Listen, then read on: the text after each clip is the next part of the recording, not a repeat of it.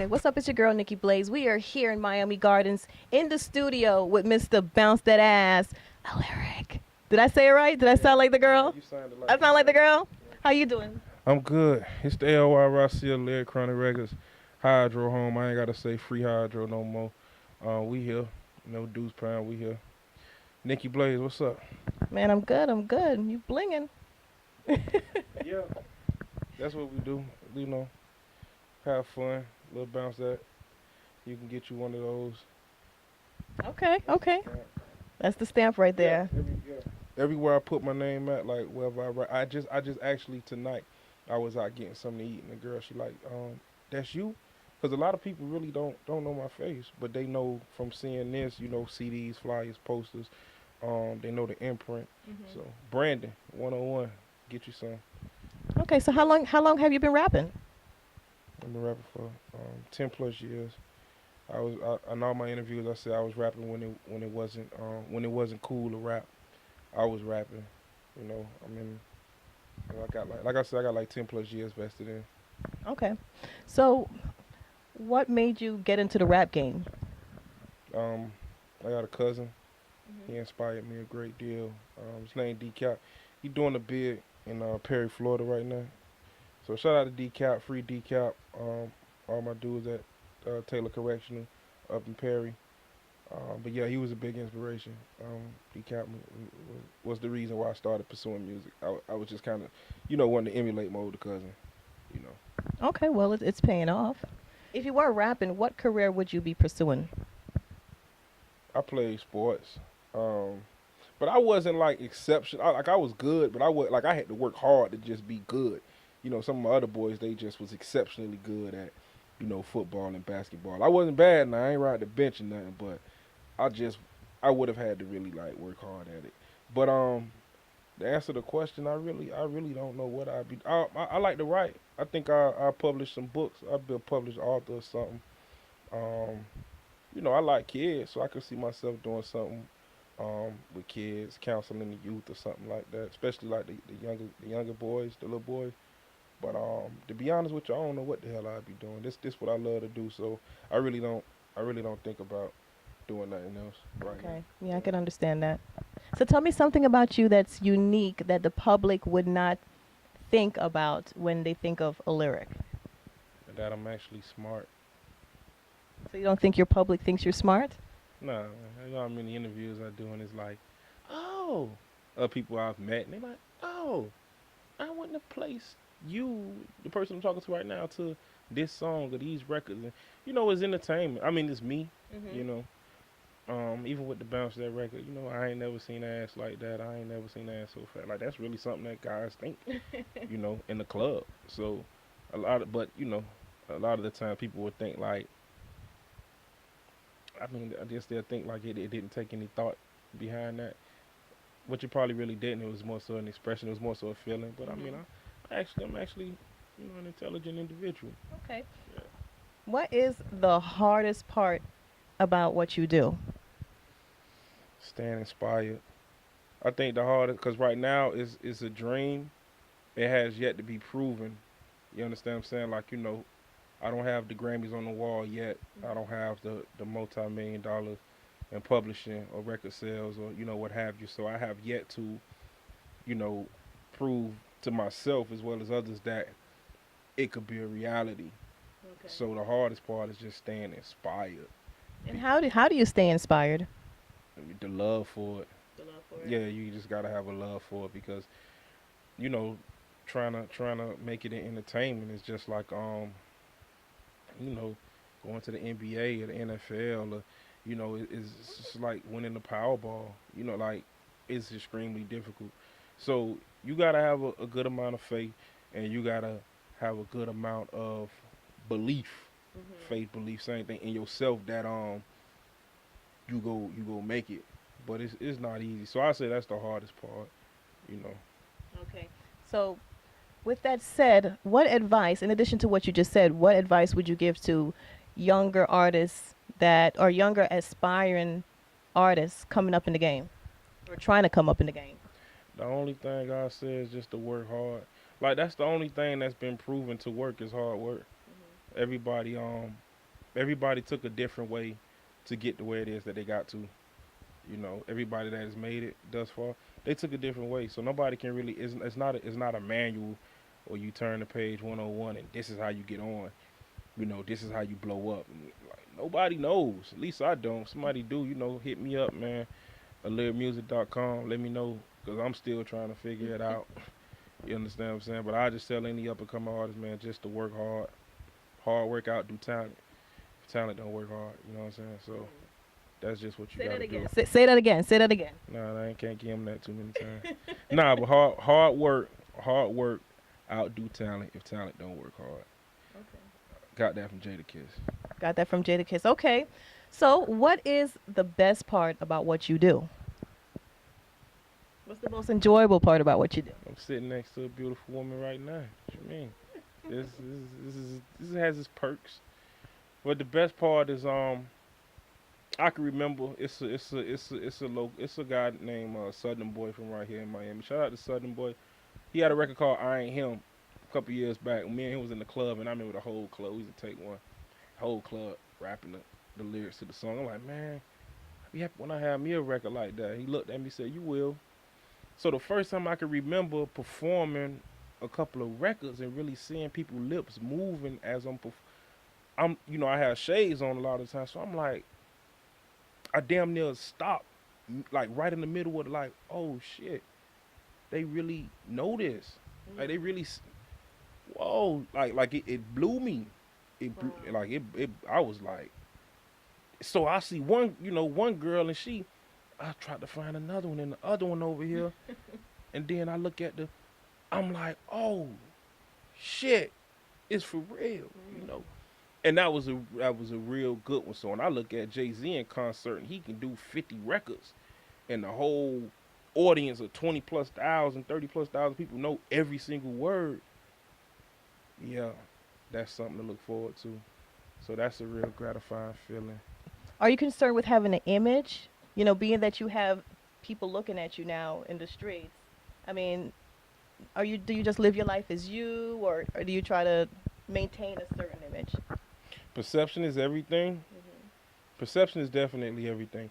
But I'm not too concerned about a quote unquote image simply because what you see is what you get. Like this is really who I am or whatnot.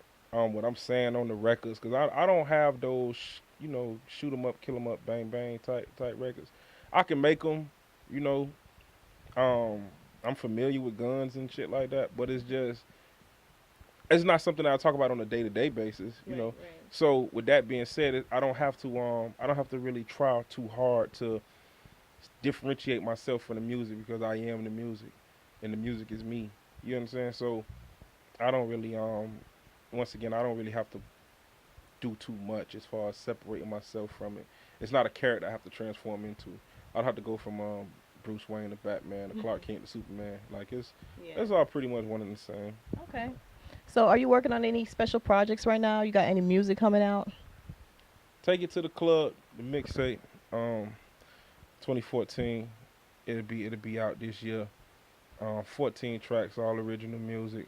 The reason I call it Take It to the Club because I really feel like every record on there, you can take it to the club.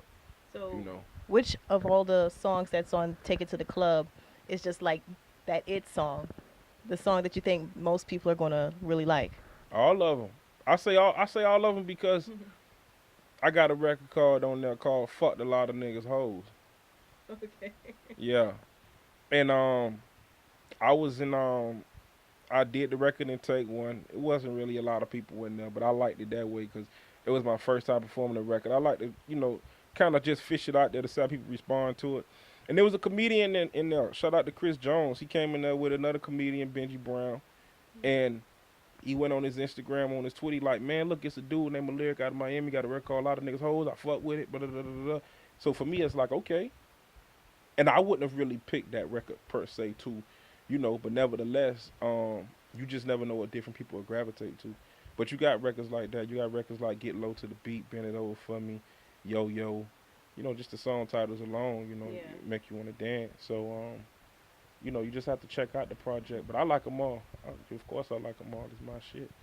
You know. Yeah, I remember being in Miami a few years ago Mhm. when your record Bounce That Ass came on the radio. Mhm. And I'm like, who is this? I like this. I was Right. turning up. I'm like, the phone, you can put it to the Mhm. radio to figure out who the artist is. Mhm. Now, was that the song that put you on the map, or was there another song prior to that one that really just did it for you, made people know or want to know who a lyric is? Prior to Bounce That Ass, I had a record on the radio called Lottery. I had a record when I was doing a group project called That's Insane. Um, Pussycat. I had a couple of records on radio, but yeah, definitely Bounce That Ass was the one that like pushed the envelope and really get people to checking for me and seeing what was going on with me. Well, in your opinion, what was it about that song that really gravitated to the people? Um, it just made sense. I mean, the beat, what was put to the beat, the simplicity of it, like it was very catchy, and it came at a time where people wanted to dance and have a good time, and don't get it twisted. Everybody didn't like that record initially. You know, I had But a lot DJs. did. Yeah, a lot did, but what happens is, um, no, I had DJs.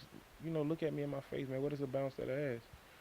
And I try to explain, a lot of DJs that I have relationships with is that you gotta let the people decide. A lot of the times when you're a person that's in the industry, your ear is different than the average consumer's ear. So with that being said, you gotta, man, just spin the record, man. And if the people don't like it, then okay, cool. But a lot of times people will, they'll instantly shy away from something before they'll go To ahead give and it go with it. a right, You know. right. Yeah. So, on a different subject, it's been 2 years since the passing of your cousin Trayvon Martin, and I know you did a song, a video, in honor of what happened in his passing. Um, how are things going now? How's the family holding up? How are you holding up? Everybody good. Things is good. His mom is like an incredibly strong woman, incredibly. And then you gotta understand, like his mom and our great grandmother and grandmother. These is all praying women, man. Like these is all some real strong women.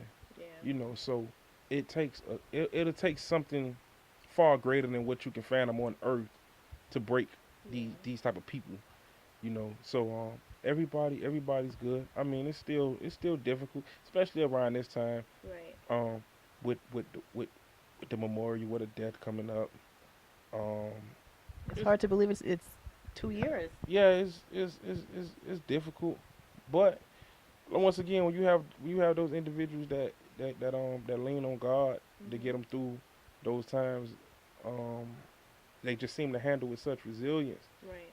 That you wouldn't even know that it was that it even was scathed in the least bit by it. Right.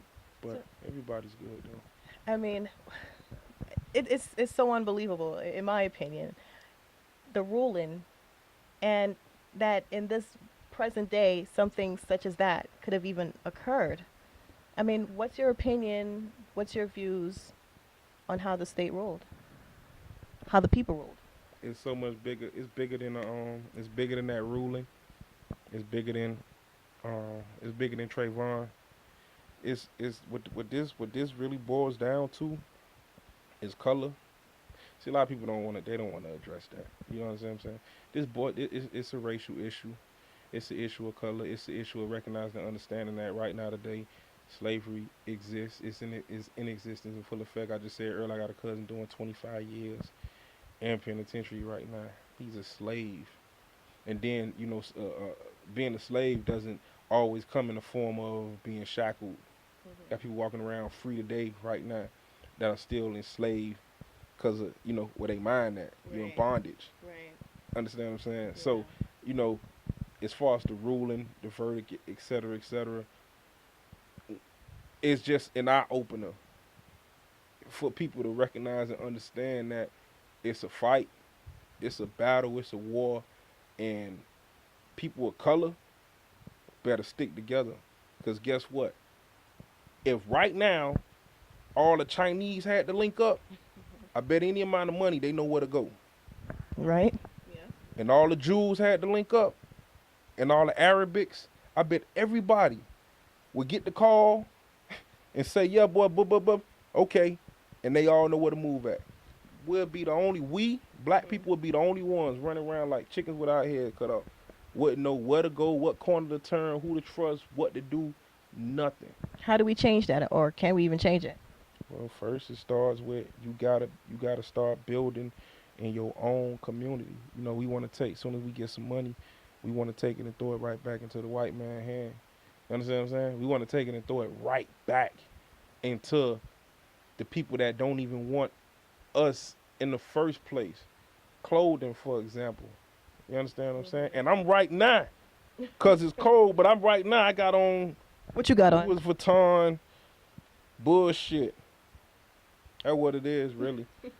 It's a name. You understand? I like it. Don't get it twisted. I like it. Well, I mean, But these people don't. But these people don't want us in their shit.